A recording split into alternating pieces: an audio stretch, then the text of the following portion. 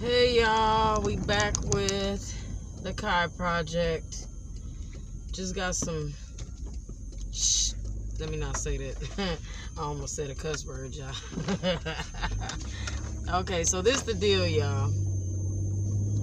First and foremost, I apologize to my viewers and everybody else for this podcast having to take a back seat for a minute. This pandemic, has stopped a lot of things. As y'all know, there are quite a few people out of work right now, struggling to make ends meet, things of that nature. We are going to talk about that a little bit, but not on this particular video. So right now,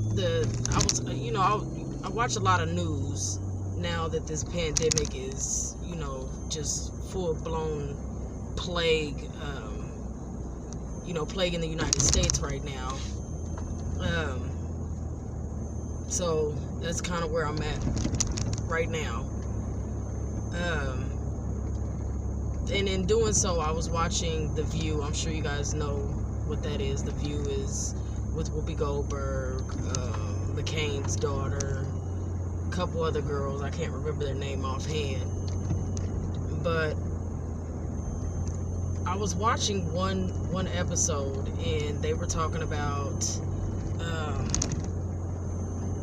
the Prime Minister of, I forget what, forgive me, y'all, I have my notes wrote down, but unfortunately I'm driving, so I can't look at them. She's the Prime Minister of a specific company. I'll find out what that is and let you guys know in the comments or whatever. Anyway, she's pregnant. So today's topic is about pregnant women and employment. And I would love to know what you guys think about this. I kind of have, mixed feelings about it myself. And I'm going to go ahead and explain to y'all why that is. So, I don't knock a woman that can work throughout her pregnancy. I tip my hat to women like that. And it's a reason why. While I was pregnant with my daughter, her name is Kai.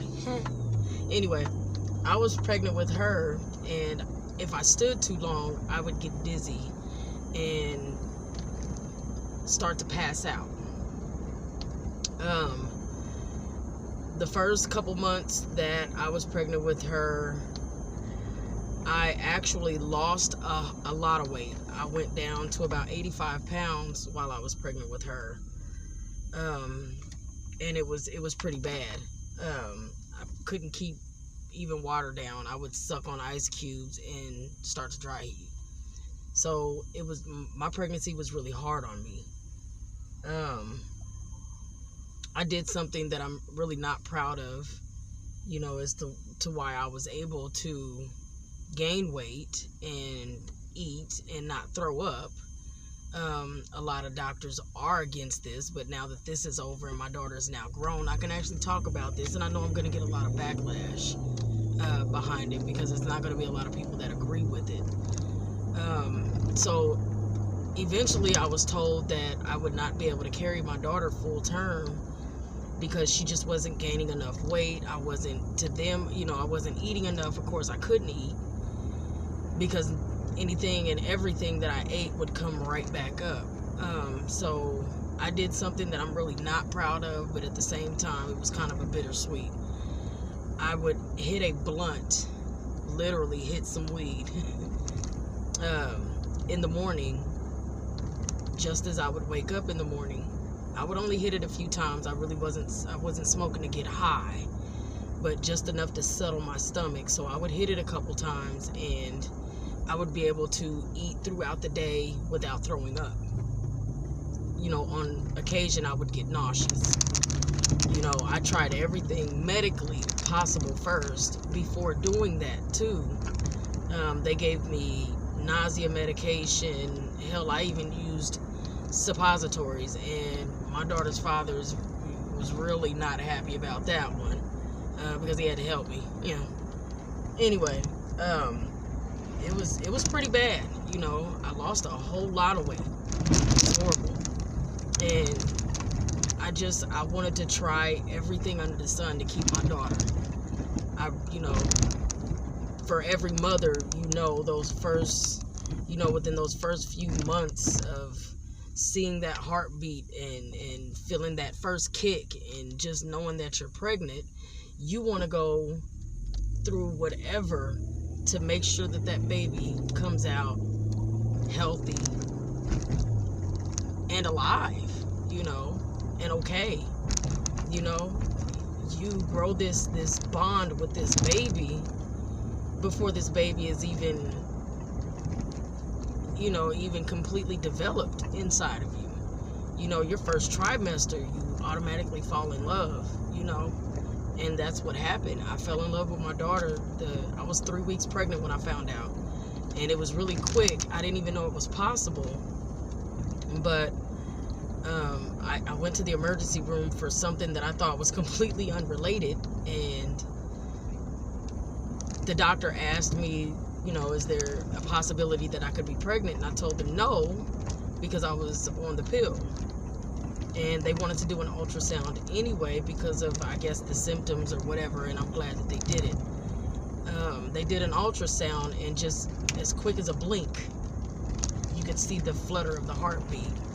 And it was just amazing to me. I couldn't even believe that she had a heartbeat, at 3 weeks. How is that possible? But she did. And when I saw that, the doctor said, "Did you see that?" And I was like, "Yeah, I saw that." And he was like, "That's the heartbeat. You're pregnant." And in that very moment, I fell in love. So I knew that I was going to fight with everything in me as a parent, as a new parent, to make sure that my baby came out healthy, happy, safe, and whole. And I did that. I used some unethical methods to do so, but she's healthy, happy. She's now 20 years old, graduating high school. She's a little fighter. That's my little angel. I couldn't ask for a better kid, But back to the actual subject, my pregnancy was hard, and as a lot of women's are, they have hard pregnancies. Some women are confined to the bed. They can't do much moving around, things like that. So working and then being pregnant could make you even more high risk. And what I was seeing was, a lot of women, of course, tipping their hats to women like that. Of course, that's a given. Even men. But I kind of think that's a double-edged sword. And the reason I say that is because we expect our men to protect us and to take care of us and to try to,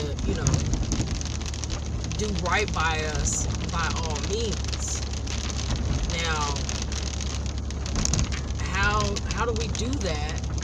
Even if he's not the baby's father, the husband, or whatever, how do we do that and expect them to give us jobs to work while we're pregnant and feel comfortable enough, without violating the HIPAA law, without violating our medical rights by having us disclose to them our medical history? That's kind of hard to say and hard to do. So you're kind of taking the woman's word for it when she says that she's able to work and pregnant too. And I think this is why a lot of men and women, when faced with someone that's asking for a job, for them to in so many ways discriminate and say, okay, we're not hiring, or even with her extensive resume, not want to hire this woman because she's pregnant.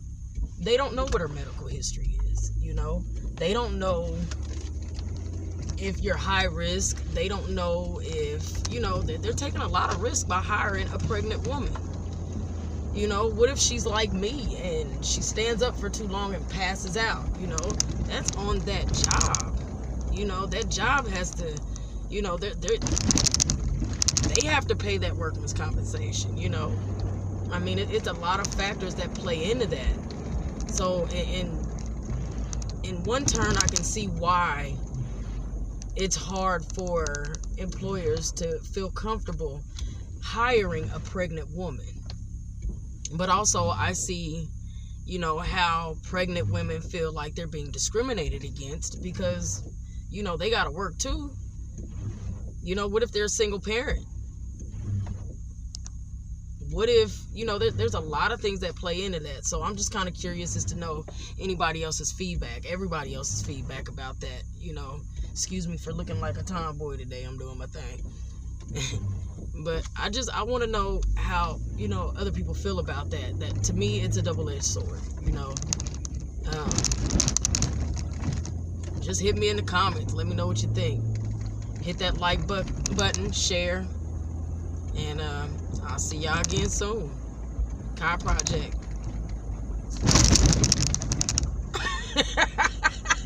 I love you.